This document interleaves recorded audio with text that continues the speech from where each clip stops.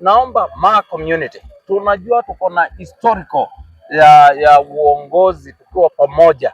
Historically Wamasai hapa ni neighbors wa Makueni, ni neighbors wa Machakos County.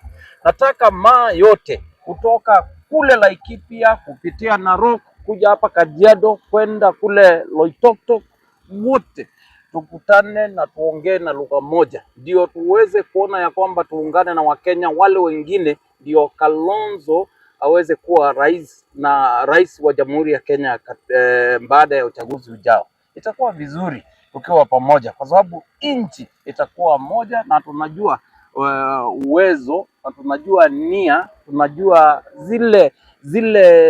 vile Kalonzo anataka kufanya kazi na viongozi wale wengine, ndio waone ya kwamba nchi hii imeweza kuendelea kimaendeleo. Na ni vizuri tukiwa kitu kimoja, tukiwa tumeungana, na umoja wa nchi hii, amani yake ni jambo la maana sana. Kwa hivyo mimi naomba Maa community tukue kitu kimoja, tuweze kuendelea mbele.